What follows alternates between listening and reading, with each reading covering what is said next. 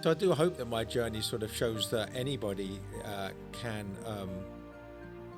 Nobody's beyond the reach of the Holy Spirit. Nobody's beyond the reach of conversion. I was involved in white supremacist politics and also the anti-Catholic terrorism that was going on in Northern Ireland. It's only by the grace of God that I didn't get myself killed at some point during those years. But never went to church. We never prayed. So it was a de facto, godless upbringing. We were de facto relativists, and God to me, I always say I wasn't an atheist because God was not important enough to be dogmatic about it. I was just an agnostic because I didn't care about God and his existence. It was irrelevant to my life as I thought at that time.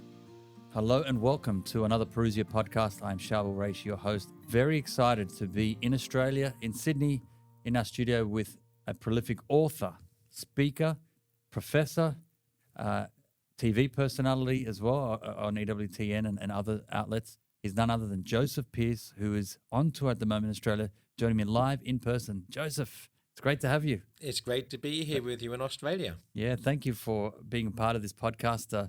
I've wanted to do this for a long time. I don't know if you remember, but it was during COVID, and I think it was a homeschooling conference. I had the privilege of interviewing you because I was coordinating. I was collaborating. Parousia was collaborating with Homeschool Connections and others, and you were one of the guests on there, and I was able to interview you then, but I was wearing a different hat then. I was doing it on behalf of the homeschooling conference, and that was right in the middle of COVID. But then we only got to really chat very briefly before you came, and then you've come and you toured. You finished your tour, and I was overseas, so I've completely missed your tour. But here we are. I'm glad that we got to connect just before you go back home. How has it all been going? I mean, how was Australia? What was your experience like? Well, it's been marvelous. So my speaking tour of Australia was organised by Hartford College. So they hosted me, and so Tim Mitchell, the chairman of Hartford College, has been chauffeuring me around, and so I've given sort of I over a period of 8 days, I think I've given something like 25 talks of one sort or another. So breakfast, lunchtime, afternoon, evening. There's been so I've spoken at Archdiocese education conferences in Sydney and in Melbourne. I've spoken at parishes. I've spoken at Campion College and at Warrain College in Sydney. So all over. So I visited. I started in Sydney, went to Melbourne, came back to Sydney, then went up to Brisbane, and then we've had a little road trip down, and we've been in one or two other places. Armadale, yes, Armadale. That's right. So so I've felt as if I've done a deep dive, and I've seen some of the really exciting things going on here in Australia as regards Catholicism, particularly with respect to Catholic classical education. And I'm returning to the United States enthused about what I've seen here down under. That's exciting. Oh, it's great to hear. You've been all over, literally. Great tour. And yeah, thanks to Tim and Hartford College for bringing you out. It's exciting what they're doing there, and I think we can put a link below to that school and really promoting classical education in Australia. So that's fantastic. And I think they are linked to the Chesterton Society. Is that correct? Yeah, the Chesterton Society has the Chesterton Schools Network, which has about almost 100 schools now, new schools, mostly in the United States. That's very exciting. And yes, Hartford College has sort of connected with them as part of that network. Wow. Now, just a bit about yourself. Now, you've written over 30 books.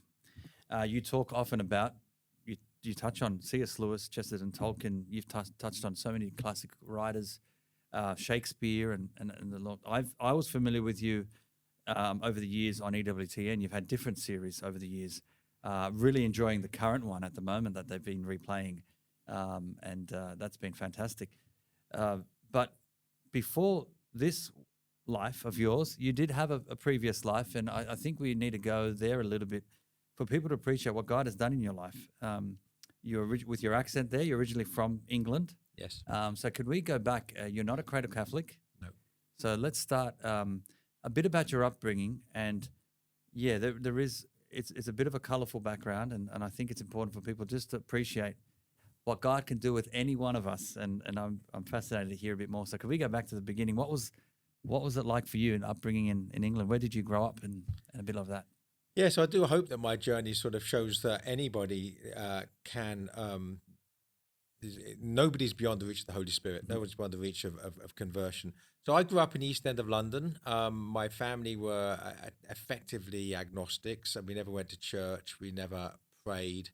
At a very young age, I got involved with the politics of hatred. So that was for about 10 years, from the age of about 15 Oh, till wow. at the age of 25. I was involved in white supremacist politics, and also the anti-Catholic terrorism that was going on in Northern Ireland. There was basically a civil war going on in Northern Ireland from the late 60s to the late 90s. And I was involved personally in that, going over to Northern Ireland regularly from 1978 to 1985. What? So what sort of activities? What do you mean? What sort of things were you doing there? Well, I was a member of an anti-Catholic secret society called the Orange Order. I was a member of that for several years. And in going over to Northern Ireland with my work for the white supremacist organisation, of which I was the chairman of the youth movement, the Young National Front, went over to Northern Ireland and collaborated with the anti-Catholic terrorist organisations such as the UDA, the Ulster Defence Association, and the UVF, the Ulster Volunteer Force. And two of my friends were actually killed over there. One was blown up in a car bomb, and the other was shot. It's only by the grace of God that I didn't get myself killed at some point during those years. This organization focuses on being anti-Catholic. I mean, is this what you mean? Or? Yeah, so basically in Northern Ireland, the majority of the people in Northern Ireland at that time were Protestants, and the Catholics wanted a united Ireland, and the Protestants wanted to remain part of the United Kingdom. So the Protestants were called loyalists, the Catholics were called republicans. I would say, however, this was tribalism. It wasn't really about Catholics versus Protestants. It was about one tribe that held allegiance to the United Kingdom and flew the Union Jack, another tribe that held allegiance to the Republic of Ireland and flew the Irish tricolour. So it was nationalistic and political. It wasn't religious. I said I was involved, but I certainly wasn't a Protestant. I was just anti-Catholic. And that's the other thing. Both sides were really animated mostly by hatred of the other side, not by love of God, certainly not by love of neighbour, because they were out to kill each other. Wow. And alongside that, you were still with this other group that you describe as a white supremacist group. So this is happening at the same time. Yes. Between 15 and 25. Yes. 10 years. East London, it rings a bell. We've had another author of ours and guest and friend, John Pridmore. Yes. Is from East London. Yes, and indeed.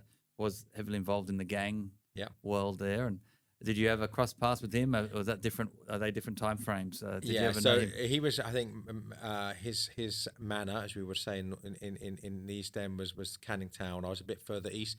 As the crow flies, probably only about 4 miles, but we didn't know each other because he's a little bit younger than I am. Yes, okay. So he by the time he was doing his thing, I'd moved on. Yeah, okay, yeah. So were you in any particular faith growing? Like, were you part of the Anglican Church? Were you part of any faith then? Well, in England, if unless you're going to be seen as being sort of the lowest of the low, you have your children baptized or christened, as they say.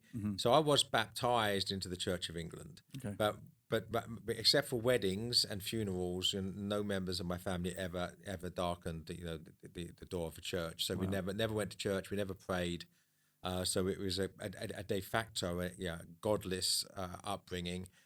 We were de facto relativists, and God to me, I always say I wasn't an atheist because God was not important enough to be dogmatic about it. I was just an agnostic because I didn't care about God and his existence. It was irrelevant to my life as I thought at that time. That's been a big part of, and I think being in Australia, a lot of the Western cultures where God doesn't even get a thought. I mean, there was a bit of a movement. There was this pro-atheist movement recently with the new atheists that were very popularized it. But before then, 80s and 90s, it was more apathetic to it all. Just didn't really, church, God, the divine. We don't talk about it. Don't let it impact our life in any way, and move on. And it was interesting how both cultures similarly have been like that. So what happened at 25?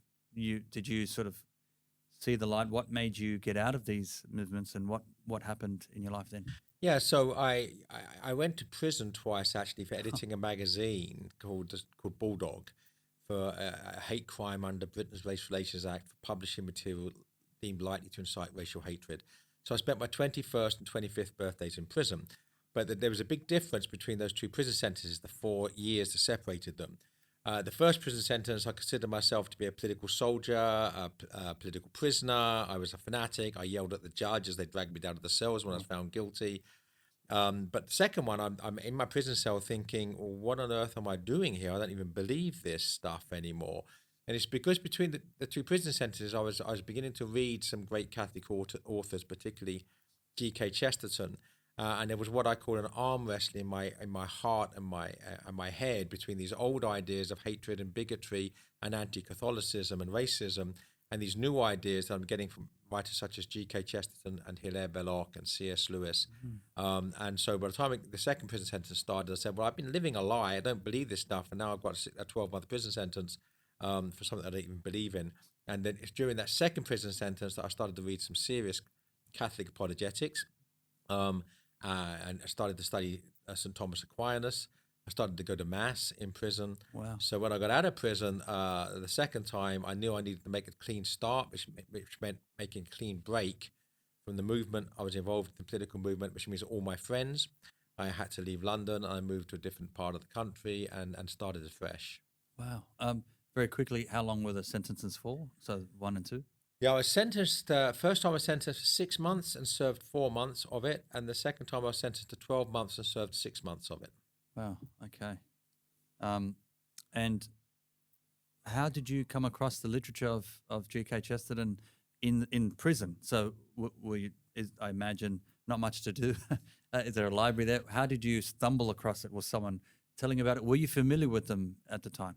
Well, no, I had never heard of Chesterton when he was first mentioned to me, but I wasn't interested in religion. Obviously, I was anti-Christian, very anti-Catholic. So no one would have induced me to pick up a Catholic book and read it, not in a million years. But I was interested in politics, obviously, and economics. And when we had the violent demonstrations on the streets with the extreme left, apart from sort of attacking each other physically, we attacked each other verbally. And one of the things that the extreme left used to accuse my side of is you're just the stormtroopers of capitalism. My view was, well, I might not like communism, but that doesn't mean that I want the world run by the International Monetary Fund, the World Bank, and the global corporations. So or what we would now call globalism. So I said, there has to be another way of looking at this. And someone said, well, have you looked at the economic ideas of G.K. Chesterton and Hilaire Belloc? And I said, well, who are they? And so they suggested I read one essay by Chesterton, which is in a book called The Well and the Shallows. And the essay was 2/3 of the way through the book. But I thought, well, if this chap Chesterton's worth reading, I'll start from page 1.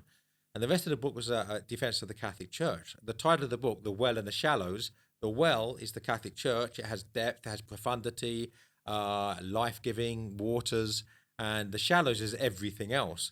Now, of course, I didn't agree with it all at the time, but I couldn't help liking Chesterton, the way he wrote, the way he thought, his sense of humor, his personality. And I liked a lot of what he said, except the Christian part. But then, of course, over a period of time, I realized that what he believed was because of the Christian part. And so I was getting deeper and deeper into an understanding of Christianity, almost against my will at first. But I kept reading Chesterton, was introduced to other Christian writers, and that was what was beginning to not just allow me intellectually to grow beyond the bigotry towards something much healthier, but also I think healing by the grace of God was also beginning to happen. A great desire for Christ and to be united with Christ, and writers such as Chesterton were crucial to that. Yeah, wow, that's fascinating. How that starts, and yeah, his style of writing is unique, and it is very engaging and very humorous. His sense of humor is. So, anyone out there, I mean, would you recommend read something of Chesterton straight away? Yeah, actually, when I say with this, so my first book after I became a Catholic was my biography of G.K. Chesterton, Wisdom and Innocence, A Life of G.K. Chesterton. Now, I do say, and this is not just salesmanship, honestly, believe me, that if people ask me, where should I start? What's the first Chesterton book I should start with? I say we should start with my book, because my book gives his life, but also I go through his major works as they're written within the context of his life. And I sort of quote a paragraph of it, maybe talk about it. So it allows you to get a panoramic overview, the full spectrum of his life and works. And then from that, you might say, well, that particular book looks interesting to me, and then go and delve and dive further into Chesterton following that. Do we know how many writings he's done? I mean, how many books has Chesterton written? Do you know? Do we know the number? Well, I know that it's an ongoing. There's a Norwegian scholar who's recently come up. I think 3 volumes just of a bibliography, which just given the titles of the works in the magazines. I mean, we're talking about tens of thousands of essays. Wow. Published books during his lifetime. I'm not exactly sure the number, but I would guess it's something like 150. Yeah. Phenomenal. Were you someone to read a lot during school? So during your schooling, and was that something you were attracted to? Obviously not Catholic literature, but just in general, were you always reading, and was that? Yeah, I had a very bad formal schooling. The high school I went to was a pretty bad school academically. But my father was very interested he taught himself conversational German, other languages. He loved literature. He could quote swathes of Shakespeare. So I sort of grew up, if you like, in a home where my father was very intellectually engaged and engaging. So I've always loved books. And that was, of course, once I started reading the wrong sort of books, when I got involved in politics, was actually, if anything, sort of taking me deeper into dark places. Yes. But because I love books, it was actually this bibliophilia, this love of books, which pulled me out of it. Because once I started reading Chesterton and Belloc and C.S. Lewis and other people, it was books, by the grace of God, that were my means to escape from the dark place in which I found myself. Wow. Well, there's an important aspect to what we do at Parousia, is trying to promote the reading of books, and the idea of let's not lose this special skill of reading and then appreciating good literature. And that's what I want to unpack very quickly in this episode.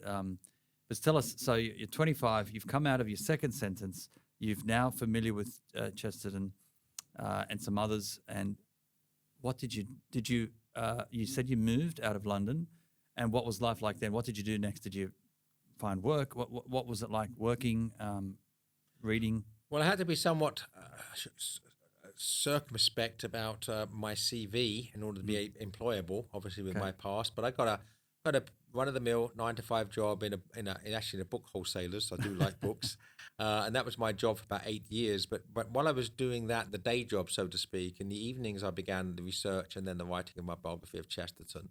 And when that was published in 1996, I had to make the decision: do I just take the money from the advance and royalties and be relatively wealthy by my standards for a year or two, or do I give up the day job and try to write another book before the money runs out? And I took the latter course and became a full-time writer. Wow. And that was what really caused the breakthrough, because at that point I had to write 2 books a year to pay the bills. So after about 5 years, I've now got sort of 10 or so books under my belt, and that was really the reputation that I now have was built upon that foundation. Wow, look at that, how quick it happened. So were you in England still? So in the first book, we're in England. Yes. Who was the publisher then, the first published book? So my first book was published by Hodder and Stoughton, who are a major secular publisher in the UK. And then I think from the second or third book onwards, HarperCollins were publishing me in the UK. So another major secular publisher.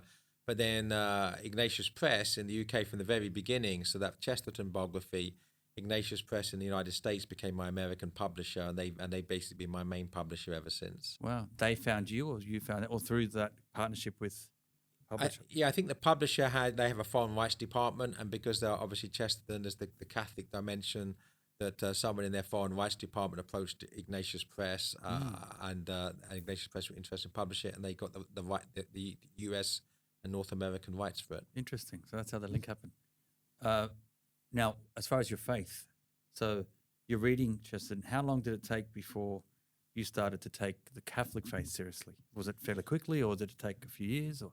Yeah, so obviously I began to realise that that the political philosophy of Chesterton and Belloc and others was a consequence of Catholic social teaching.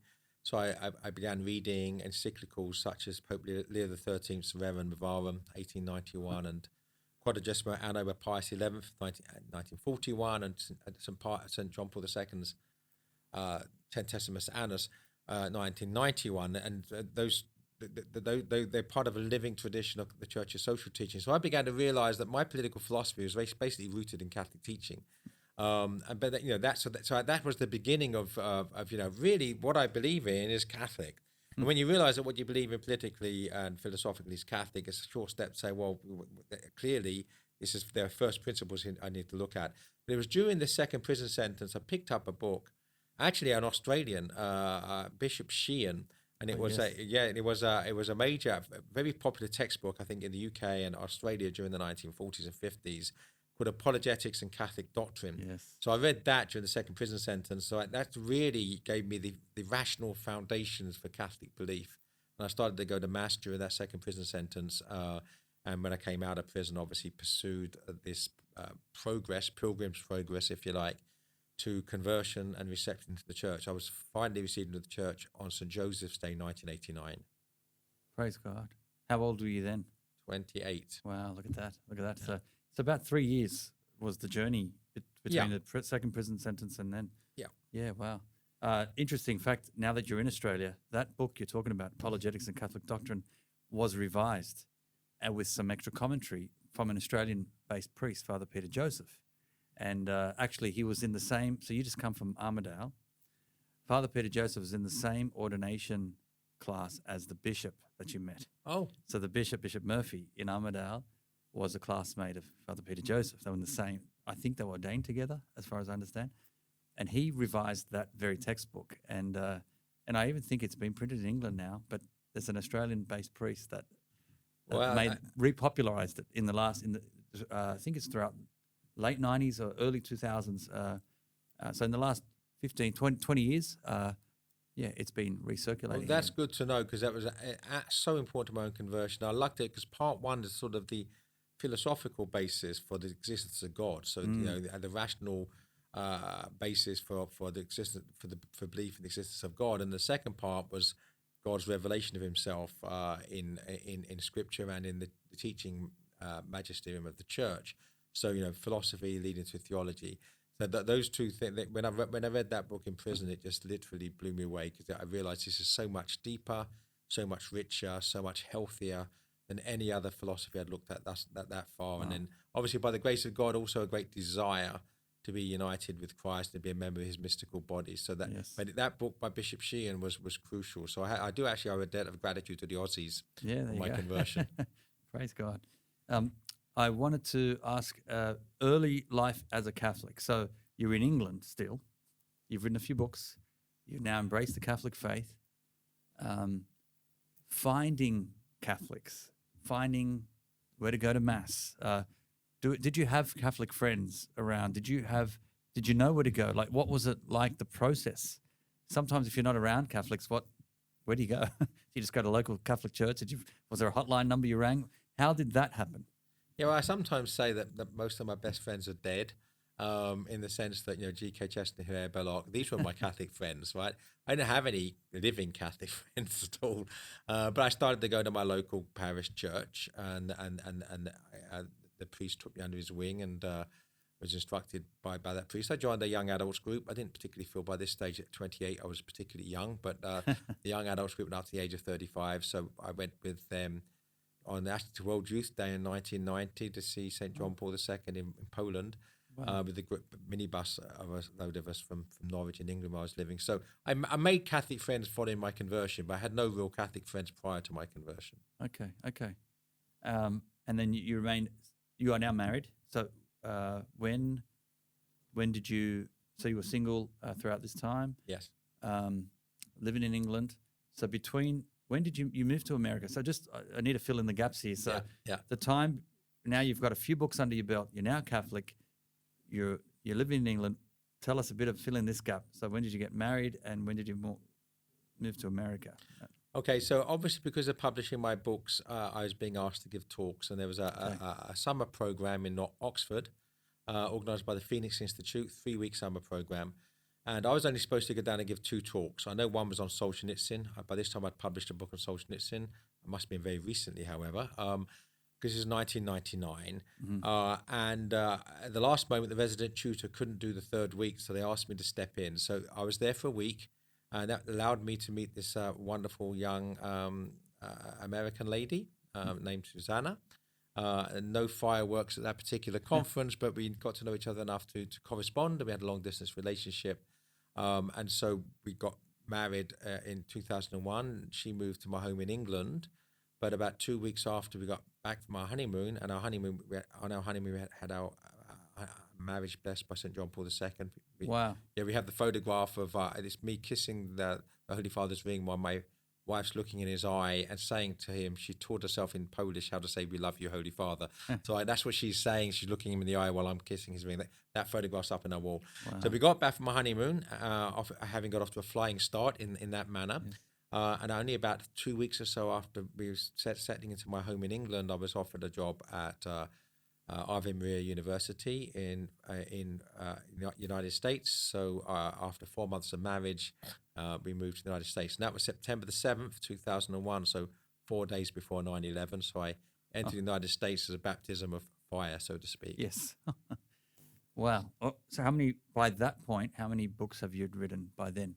Yeah, by this That's stage, it's interesting. probably 8, 9, 10, Okay. that sort of number. And the reason I was offered the job, because, with my background, as you would have gathered, I hadn't taken the academic path. I don't have a PhD. But the folks at Ave Maria University, I know that the president had read some of my books, and the chairman of the theology department, the chairman of the literature department had read some of my books. And they accepted my books in lieu of a PhD. That's why I was offered the job. So I'm guessing at this stage, possibly as many as 10 books I'd written by the time I moved to the States. So did you end up completing a PhD with? Oh, no. No, still. No, I didn't have to- say to people that Yeah. I left school at 16. I don't actually have, formally speaking, the equivalent of an American high school diploma. Okay, there you go. And look, you're evidence that you can get a lot done with. So, yeah, praise God. I'm generally fascinated because just myself, I was not a reader growing up, and I remember failing my final year of graduation. Now I have 2 degrees, but I never would have dreamt of even considering university. And it's the faith that helped me want to rediscover learning. So I remember sitting in talks. That was my introduction to university. So I wouldn't pay attention in high school in a typical classroom, but then post high school, in wanting to learn the faith, I would sit in these lectures, if you like, on the faith, and that prepared me for uni. So It's so funny how it all works. And now I've only got 1 book. It's only on my testimony, but God willing, I'd love to roll out more. But it is such it's a great time writing a book. It can be difficult and a struggle, but it's also something very fulfilling, I imagine, doing the research, writing it, getting the thoughts on paper. Can you tell us this about what that was like for you? Because you're now this is your career. You're an author, and you've got to now have consistent 2 books a year. What is it like? I mean, being an author, and those people who are aspiring to be an author, it sort of seemed like it's come natural to you. But tell us a bit about that process as an author.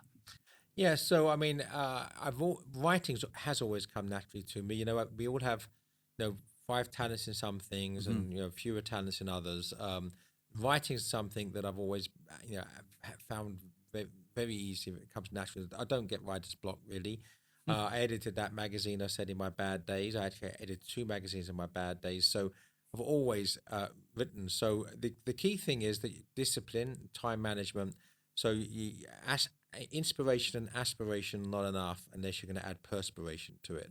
So I get myself upstairs in my office by about 8 o'clock every morning, and I will work through till I'm called down to dinner at 6 something in the evening. No break? I mean, how do you? I go to the gym every day, or I try to keep myself in shape. So I take a 1.5 hour break to go to the gym. I try not to eat too much during the day anyway, because I like my food and drink too much. So the evening meal is the main meal. So so basically from 8 till 6:30, should we say 10.5 hours. But I will disappear for an hour and a half to go to the gym. At least that's the plan every day, is to do that. Yeah, very interesting. And researching and do you have? Is it? Because I remember, for me, it took a few years to write the book, and it wasn't until I got into a regular habit. It was like 7 a.m. till I was doing, I think, 3 hours a day.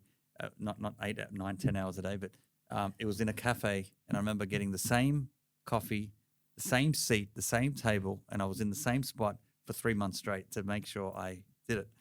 And I can't wait to do that again, to be able to get to that discipline again and do it. it was such a personal growth for me. But you've covered such a wealth of topics. I can't wait to whet people's appetite here, because there's a bit to cover. We're not going to do it justice. I mean, we can do a podcast on each one of these books, but I'm just curious to join a few more dots in your career here. You started as an author. You do naturally get invited to speak. Just in summary of England, because I am curious about the Catholic Church in England, and I think people, maybe I understand 2025 is it the first time, you can correct me if you know the stat, the Catholic population has now outnumbered the Anglican for the first time. Did you hear about this? 2025, this has just happened. There are now more Catholics than Anglicans in England. Yes, there are. The Catholic Church is the largest Christian denomination in England, certainly in terms of church attendance, much larger than the Anglicans now. And it's going to continue. So when please God, we have the conversion of England, it will be back to the faith of our fathers, because, of course, England was a Catholic nation from the 1st century to the 16th century. And even then it was ripped away from the English people, not because they didn't want it, but by the King, Henry VIII. So I'm looking forward to possibly sometime in the 21st century having the reconversion of England to Catholicism. Could you witness that before you die? Well, I hope I can witness it after I die if I get to heaven. Yeah. That's right. Very good. So now America, whole new culture. You're out. So Ave Maria, is this the Ave Maria in Florida? Yes. And was it in Florida at the time? No. So Ave Maria was founded by Tom Monahan, who was the person who founded Domino's Pizza. So he's one of the wealthiest men in the world. But he had a reconversion. He was cradle Catholic, but he had what a great story. Yeah, so he sort of felt that he wanted to die poor. He wanted to take his faith more seriously. So he founded several apostolates, but the main one is Ave Maria University. And he founded that in Michigan. So when we moved to the States, we moved to Ave Maria in Michigan. But then when Ave Maria in 2003 moved to Florida, we moved down with it. So we actually moved down in February 2004, and I was with Ave Maria until 2012. I'm now back with Ave Maria as a visiting professor of literature. Okay. But we've been living in South Carolina since 2006. It's all gets somewhat complicated. Yeah. And I love that you're a professor at the university. And can you correct me if I'm wrong? No formal qualification. No formal qualification. I say that being an author was the books they've taken those in lieu of the PhD. Love it. Yeah. Oh, praise God. That's inspiring for people, I think. So American culture now. So this is very interesting because it lines up with when I started getting really plugged into EWTN. I started to discover that, and that's when I first discovered you was on EWTN. So we are going back 24 years here. Do you remember your first appearance on EWTN, and what was that? Yeah, I have a feeling. So I did quite a few fairly early on. So I know that I went down fairly early on to a journey home with Marcus Grodi about my conversion story. But I think the first one might have been when the first Peter Jackson Lord of the Rings films were coming out. Okay. So that was December 2001. The Fellowship of the Ring film came out, and I think Raymond Arroyo had me down to appear on The World Over to discuss the Lord of the Rings and the Peter Jackson films. That, I think, was the first time. So towards the end of 2001, so just only maybe 2 or 3 months after I arrived in the States was my first appearance on EWTN. So interesting, because I think this is how I got introduced to you. I was just stumbling across you and I didn't know anything about the Lord of the Rings until the movies came out. When I say I was not reading. So, and so then to discover the movies, and then and thank God for this priest friend, Father Chris, who introduced me to EWTN. And for me, as an adult, young adult, I had to start learning for the first time what all these classic writers were, discovering the faith, and very new for me. And you were there early on in my formation piece. It's interesting to tell you this 24 years later, but I remember watching you on EWTN, and you were popping up on different episodes, and it was always, I remember around the Lord of the Rings, because it was 3 years in a row, wasn't it? Yes. The movie was released over three consecutive Decembers, yeah. And I remember watching each one of them, and I enjoyed them just as from a movie lover's perspective. I just enjoyed the films, but everyone consistently said, who were familiar with the book, said, "Oh, the books are better." And I said, I still to this day haven't read The Lord of the Rings. My kids have, and I haven't. So as children, that make sure you read The Lord of the Rings. Keep reading. Daddy's going to catch up, but I'll get there. But yeah, fascinating. You've written more and more books. You're now speaking. You're writing. Your family, children. Tell us a bit about all that. Yeah, so we got married in April 2001, moved to the States in September 2001, by which stage we were expecting our first child. So I sometimes tease my wife by saying, he was born in America, but he was conceived in England. So, as life begins at conception, he's English, surely. But so our son, Leo, he's called Leo Patrick. He was born on St. Patrick's Day, 2002, but he has Down syndrome and autism. So he's both a blessing, a challenge, and a cross. And of course, the cross is always a challenge and a blessing. And then we had a daughter who was stillborn. 3 years later, we've had 4 miscarriages. But we have a daughter who's now 17. Her name's Evangeline, and of course, Evangeline from the Greek means good news. Yes. And we're hoping for a sibling for our son, so that when we get too old or we die, they have a sibling to be to be looking after him as need be. So Evangeline means good news. She was good and unexpected news, and she's now 17 and very sweet. So we're very blessed. Yeah, praise God. That's fantastic. And as you said, you've now, life since then has, you've just given us a quick snapshot of the last 24 years, pretty much writing more books. We're up to over 30 books. 30-something, yeah. 30, professor in university. And you've been speaking at multiple conferences. You've done, how many series on EWTN has there been now? I did 2 13-part series on Shakespeare's Catholicism for EWTN.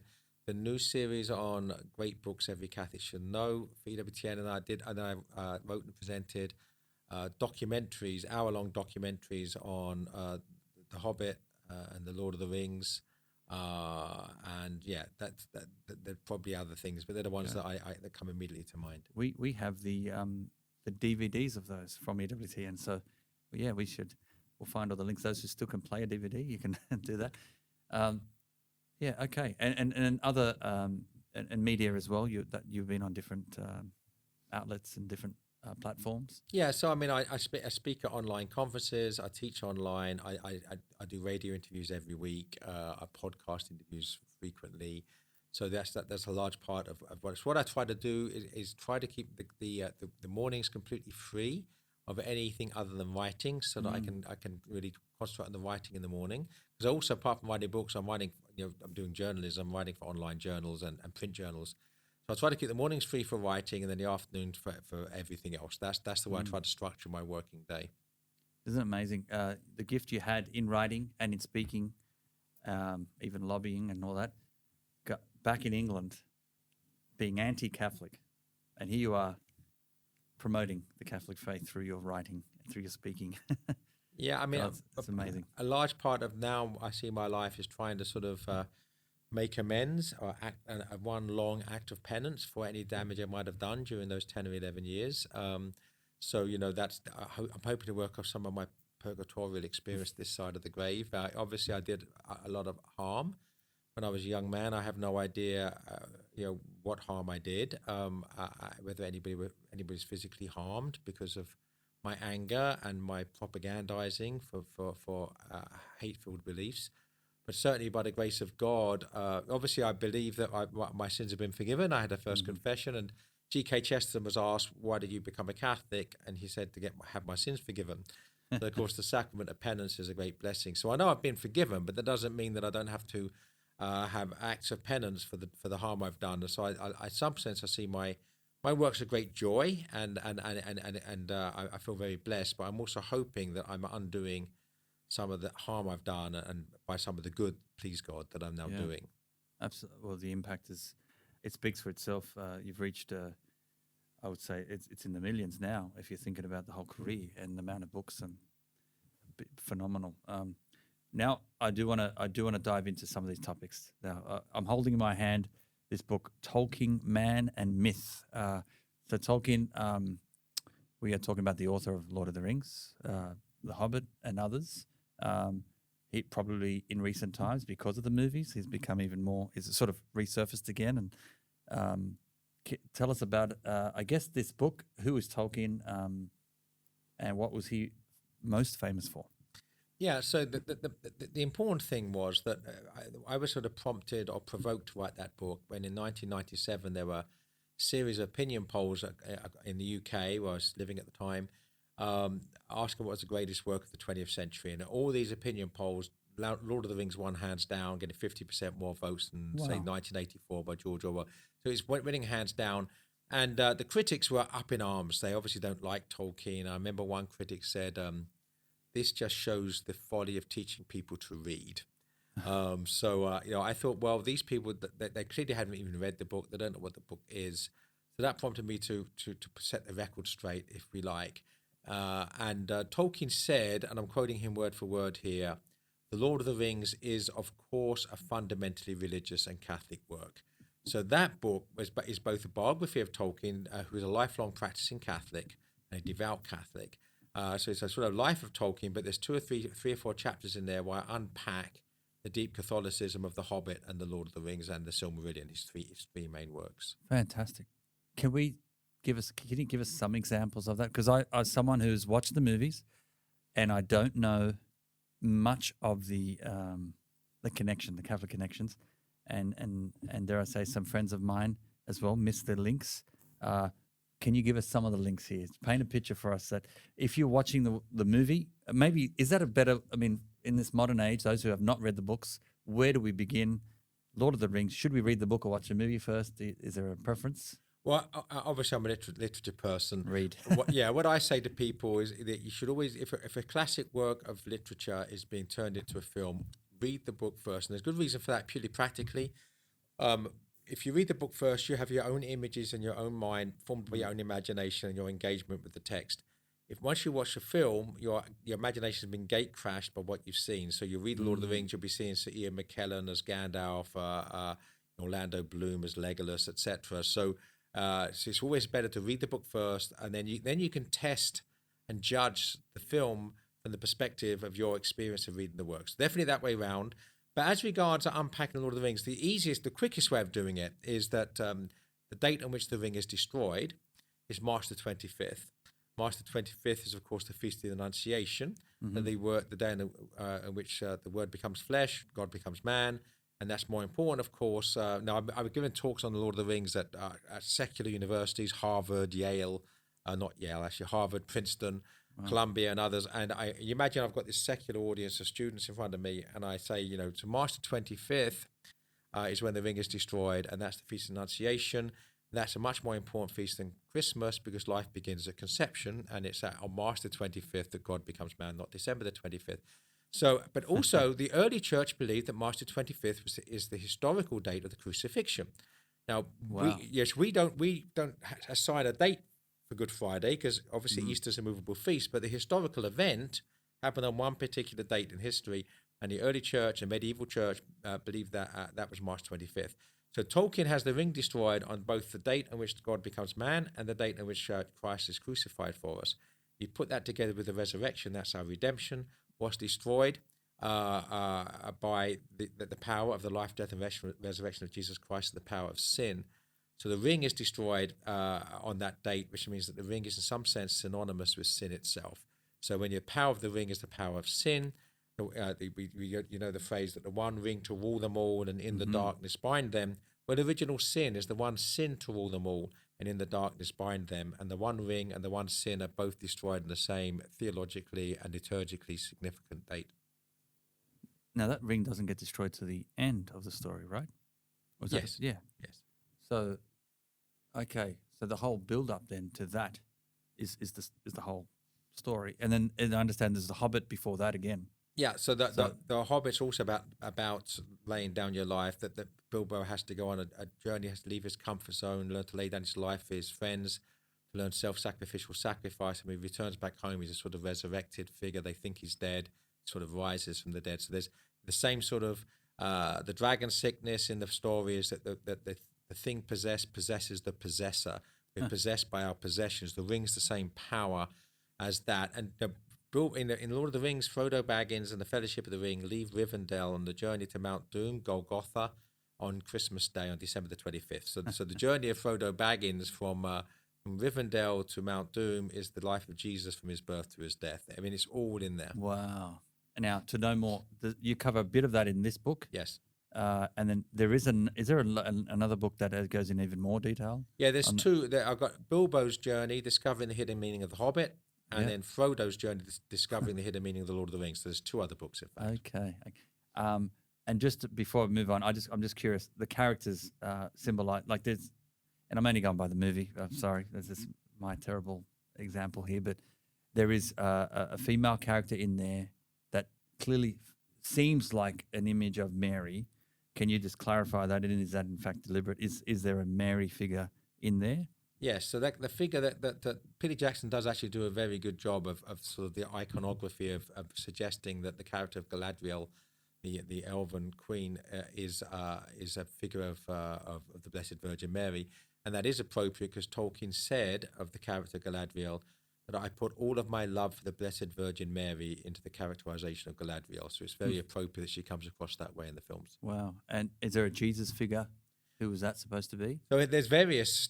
Tolkien's very subtle. So insofar as the ring is sin, the wearing of the ring is the act of sin. If you put the ring on, you disappear from the good world that God made, but you enter the demon's presence, Sauron's presence. He can see you, has power over you. The longer you keep it on, the more you shrivel and shrink like Gollum. But if the wearing of the ring is sin, the bearing of the ring is the carrying of the weight of sin without sinning. So the ring bearer is like a cross bearer. So in that sense, Frodo as the ring bearer is Christ figure. But Aragorn as the true king is Christ the king, and he says that only the true king has the power to take the paths of the dead and not only not die, but has the power to release the dead themselves from their curse. So in that we see a figure of Christ the king descending into hell following his crucifixion and releasing the souls from hell. And in the character of Gandalf, we have the Gandalf's death, resurrection, and transfiguration. So he dies as Gandalf the Grey and is resurrected as Gandalf the White. And when we first see him again, his robe is so white that they're dazzled as if it's by the sun, and he has to put his grey cloak over, and it's like a cloud covering the sun. So yes, there are several figures in Lord of the Rings that remind us of Christ. Wow. Okay. Fascinating. So I feel like you got to read this stuff before going. I mean, would it be fair to do you just dive into the story first time for those who want to get into the Lord of the Rings, or read your books first and then have that sort of symbolism and then go read the stories? What do you recommend? Well, the ideal way of doing it is to read it fresh with your own imagination, and then realizing that there's much more to this than you really understand, and then go and read the book, which will enlighten it for you. And then if you really want to be enthusiastic, having read my books or other books on the Catholicism and Lord of the Rings, then go back and read it again with this new enlightened view. Then you will really understand it well. Okay. Yeah. And would you recommend watching the movie as well? After you've done that. After you've done that. What's your opinion? Was the movie well done? When they first came out, actually, we had a couple of both Ave Maria University and at Steubenville, Franciscan University in Steubenville. We had the trial of Peter Jackson for the desecration of the Lord of the Rings with 12 students dressed as hobbits as the jury. And I was the counsel for the defense. In other words, I said, no, Peter Jackson did not desecrate the Lord of the Rings. In other words, that I like the films and I will defend the films. I think there are things wrong with the films, but for the most part, I think Peter Jackson was trying to capture the spirit of the Lord of the Rings. But I do need to say that that's true of the Lord of the Rings. He makes a complete mess of the Hobbit because I think he's just pursuing money at that point. He's not trying to produce a good work of art.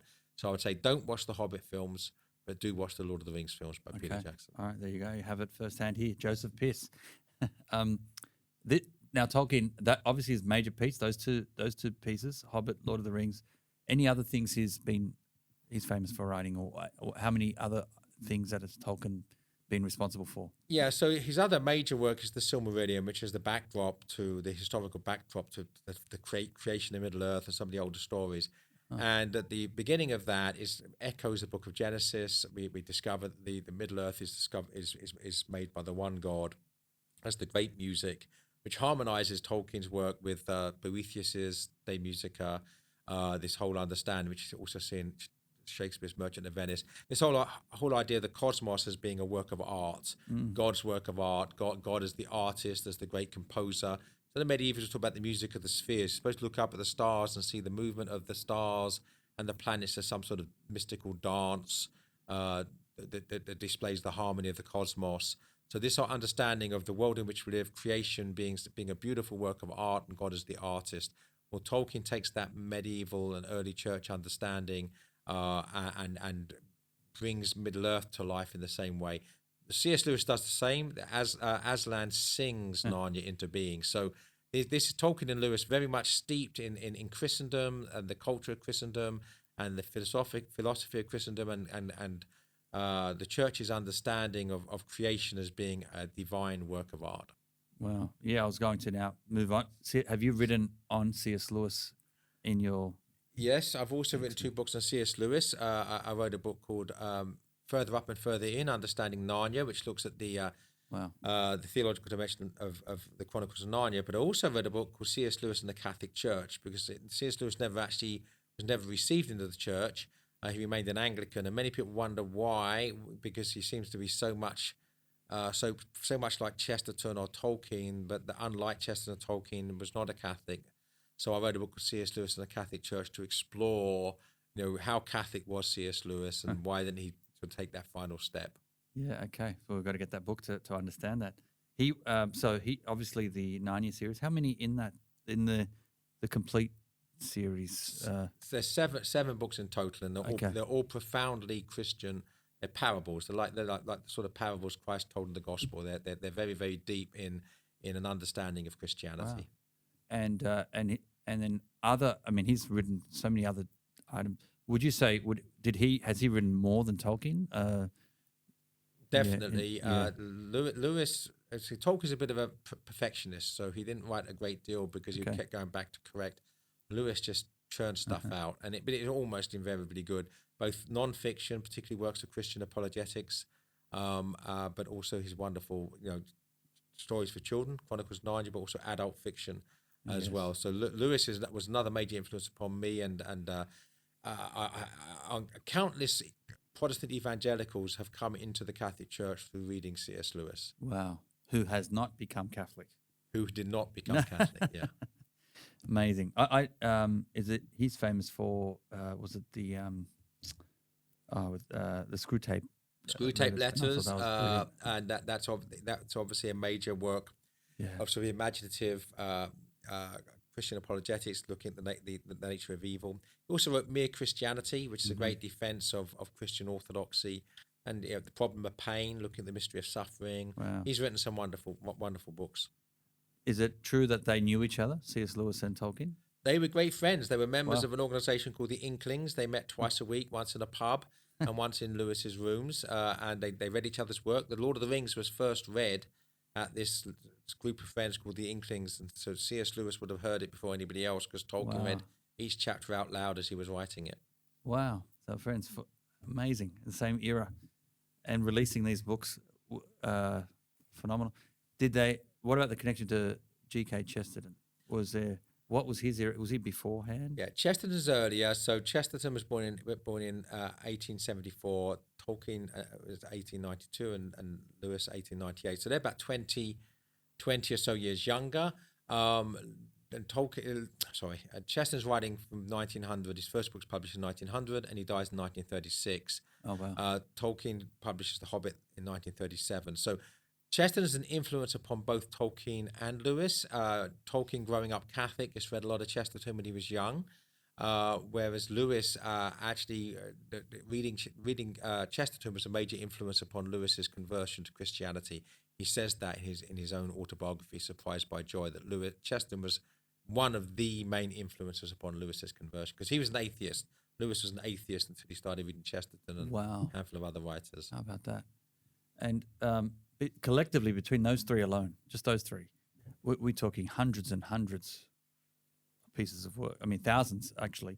But as far as books are concerned, between them, there'll be a few hundred books. Yes, it's not just quantity in terms of books published, but popularity. Yeah. So, for instance, if you would look at the 10 best-selling works of literature in the 20th century, It's very the Lord of the Rings would be top. The Lion, the Witch, and the Wardrobe of C.S. Lewis would probably be in the top 10. The Hobbit would be just outside the top 10, and probably there would be 8 or 9 books by Tolkien and Lewis in the top 30. So these two writers were absolutely the most popular writers probably of the 20th century. Wow. Where does G.K. Chesterton fit in this as far as his writings? Yeah, so Chesterton's works that actually sell very well now. Chesterton's probably being read more now, I would guess, than he was in his own lifetime. Interesting. Certainly any time since his death. But the key thing about Chesterton, I think, is his influence on people. I mean, I speak as one who says that under grace, Chesterton was the single most important influence on my conversion. You could say the same thing probably of C.S. Lewis. But when I wrote my book, Literary Converts, which is about the various writers who converted to Catholicism in the 20th century, I was astonished at how many of them were influenced in one way or another by reading G.K. Chesterton. So Chesterton, yes, he's great as a writer in his own right, but he's also great as someone who influences so many other people through his writing. Yeah, fantastic. Very quickly, I've got 6 books here that we've printed in Australia in time for your tour. Thanks to Ignatius Press for being able to collaborate and work with us to make this happen. Could we rapid fire quickly do a quick summary of what these are about? So we've got Tolkien, that's it, now available at parousiamedia.com in Australia and New Zealand. We've got classic literature made simple, 50 great books in a nutshell. So you've done a summary of 50 books. Outside of those 3 we've mentioned, those 3 authors, Chesterton, C.S. Lewis, and Tolkien, what other famous authors should people be aware of? And do they appear in this 50 list? Yeah, so that's my most recent book, and that grew from a series I was writing for Crisis magazine, Great Literature in a Nutshell. So I tried to sort of, in about 1,000 words or thereabouts, so about 4 or 5 pages in a printed book, give the gist of many of the greatest works of literature in Western civilization. So I begin. They want the giants that people should know that are in there.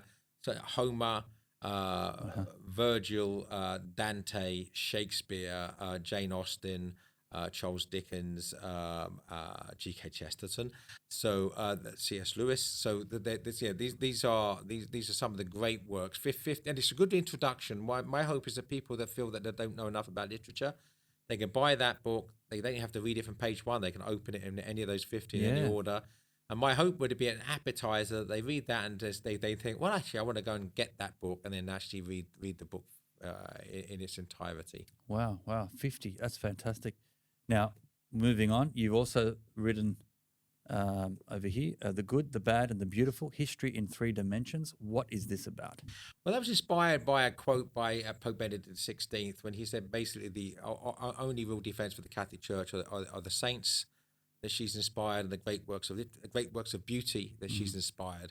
So this is looking at history in terms of the 3 threads that run through all of history. The good, so the virtue, saints are those trying to become saints. The bad, evil, so we say maybe the power of Caesar, the power of secularism, but also the power of Judas.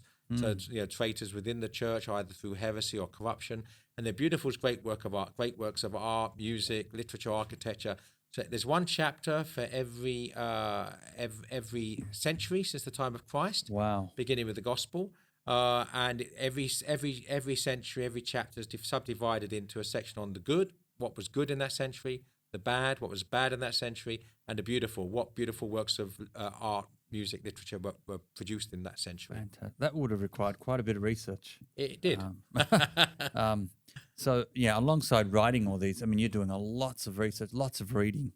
And for you to come up with, say, the previous book, the top 50, I'm sure you would have had to read all 50. Did you? So it's interesting how to do this. I do want to ask, how do you find the time to both read as much as you do, write as much as you do, speak as much as you do? Amazing. Let's continue. Faith of Our Fathers, A History of True England. That's interesting. Yes, so obviously I'm an Englishman, and the history of England has been distorted by Protestant and anti-Catholic. So there's a period of 350 years where Catholics were put to death for their faith in England, and a further 150 years after that where they were no longer being executed but still being persecuted. So from Henry VIII's ripping of the faith away from the people of England in the 1530s to Catholic emancipation in 1829, 300 years later. The Catholics were second-class citizens in their own country. So that's a history of the Catholic England from the first century, the first Christian missionaries that come over with the Romans, right through to the 21st century with the consecration of England to Our Lady of Walsingham by the bishops during COVID. So that's Wow. 2,000 years of English Catholic history in one book. Wow. I mean, it's a good-sized book, and you cover quite a bit. Looking forward to digging. And we always forget how Catholic England was. Yes. Over here, 12 great books, so going deeper into classic literature. So, I mean, you've talked about 50, but what's with the 12? Is this even more concentrated? Exactly. So each of those 12 books that I look in that one has much greater detail. So this will be 5,000 or 6,000 words per book, not 1,000 words. So this is delving and diving a little bit deeper, or C.S. Lewis would say, going further up and further in. and you have were you told which 12 to do, or you've handpicked the 12? Because 50 was done later, right? So this was done before the 50. Yeah. So would these be your 12 favorite or your top 12 most popular? How'd you pick the 12? Well, I picked them, so they weren't commissioned, and they're works I just know very well, that I've taught often, and therefore I can write hopefully most eloquently on. So I was playing to my strengths, basically. Okay. Very good. That's a good probably tip for any author out there to do. Last one I've got here to complete the 6 that we have available right now, Parousia Media. Catholic Literature Giants. I mean, it is a giant book compared to the others. My goodness, how many pages we've got here? 420 pages. I imagine you're talking about the giants. How many do you cover here? What are you doing here? So these are basically essays on the great Catholic writers and different aspects of them. So there's sections on Chesterton and Belloc. There's a whole section on Chesterton and Belloc. So various aspects might be sort of the politics, the theology, the philosophy. But then there's a section on Tolkien and Lewis. So there's a section on the Wasteland Generation of T.S. Eliot, people like that. So really, it's about the Catholic literary giants of what I call the Catholic literary revival, which begins with the conversion of St. John Henry Newman in 1845 and goes right through to, say, the death of Tolkien and Graham Greene in the late 20th century. That is interesting. So when did he die? Tolkien, yeah, roughly. 1973. Wow. And it sort of coincides with a bit of our culture, how it died. When you think about, 60s, 70s, 80s, we've lost quite a bit. But there's a revival happening. People are going back to reading. I've noticed in our ministry here, our apostolate, our books, the book sales in general have gone up. People are wanting to get a physical book to sit down. I think that experience, what is it about reading a physical book, holding it, reading it, sitting in a place comfortable? Can you just, and summing up here, we're coming up to the end here, but the power of reading, we don't want to lose this. We're in a culture now where we're so consumed, we're scrolling 30-second videos very quickly, and sometimes that's the only form of news for people. That's the only form of getting information for a generation. But really, we can't forget reading a good book. What's the importance of it? Yeah, well, we live in an age, I think, where we are addicted to our devices. Addiction is dangerous. It's ultimately deadly. I wrote something called Distracting Ourselves to Death.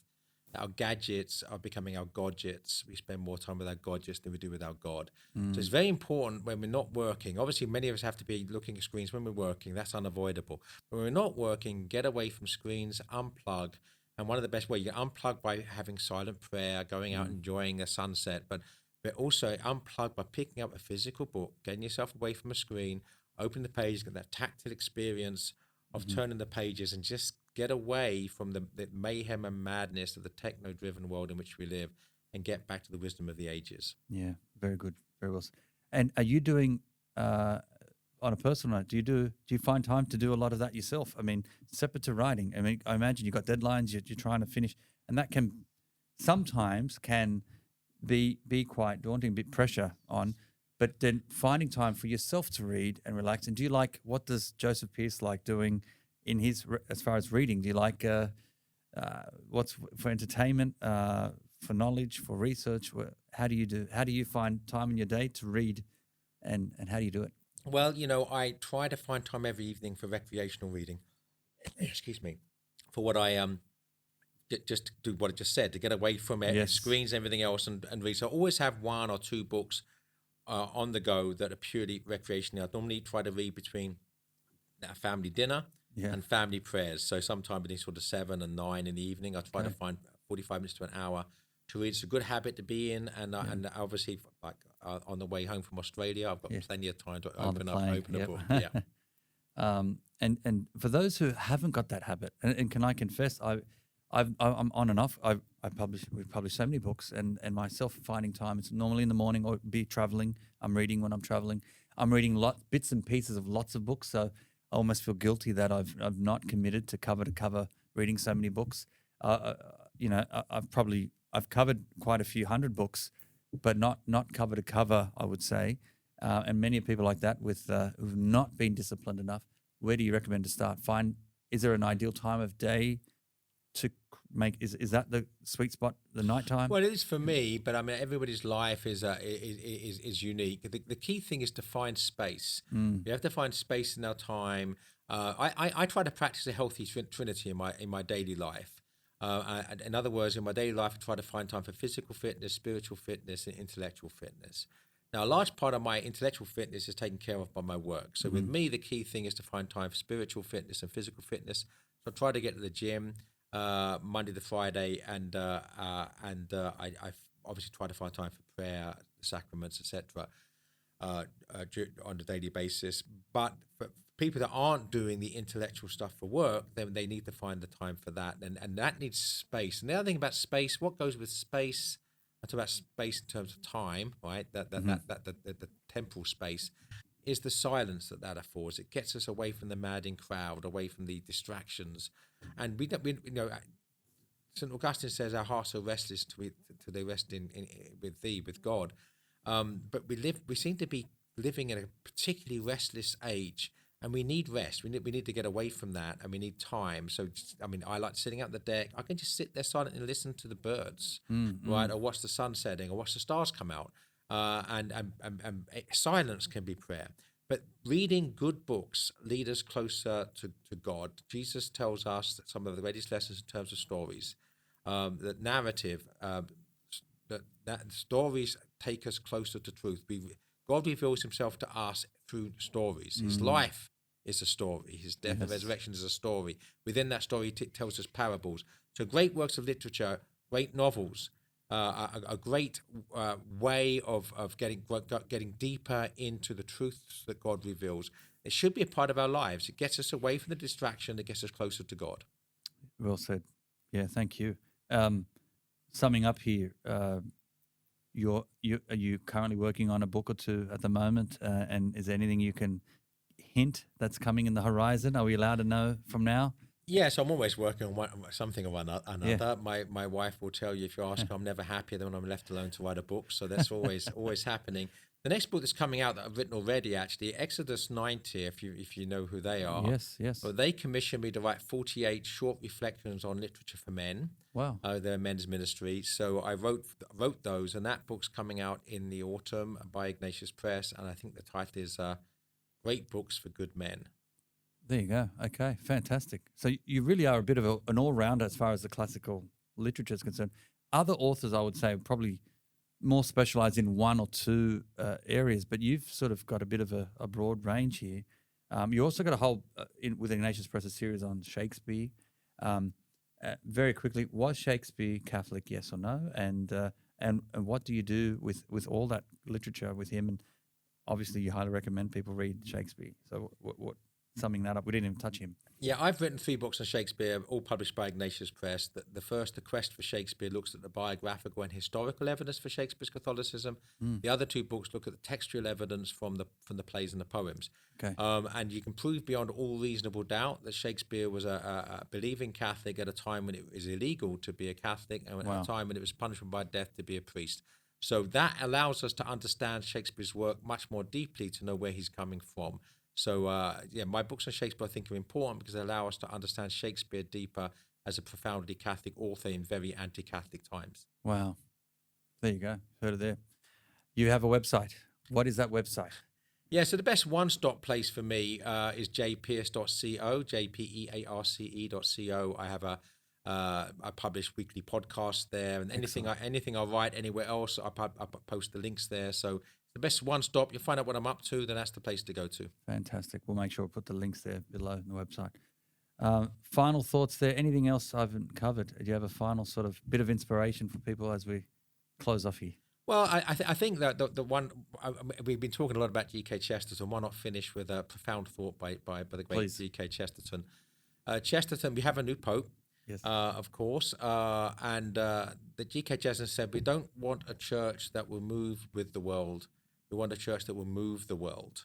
So I think we all need to be movers and shakers. We don't want to be moved by the world. We don't want to be the dead fish floating downstream in a toxic mainstream. We want to be swimming against the current in order to evangelize the culture for Christ. Amen. Well said. Well said. Thank you. Thank you very much for joining here on Parousia podcast. I'm wishing you well, safe travel back, and I'm looking forward to diving into your books and praying for your work, and may you go strength to strength. Thank you, Charbel. God bless. Thanks for having me. Yeah, thanks for joining us, and thanks for Hartford College for bringing you out. And check Hartford College out as well. So we'll have a couple of links here, Joseph Pearce's website as well as Hartford College. And at parousiamedia.com, we've got all these available right now. Very excited to have them available in Australia. No international shipping. In fact, if you are in Australia, you get free shipping. Don't forget, we are celebrating our 20th year anniversary at Parousia Media. It's inside of a Jubilee year of the church. This is 2025, and it's the Jubilee year. So what a time of grace. Take advantage. Get a copy of Joseph Pearce. Get the whole set, and don't pay for shipping at all. So whether you got 1, 2, 3, 4, or 5, or 6, you don't pay a single cent for shipping. So please go to parousiamedia.com and check it out.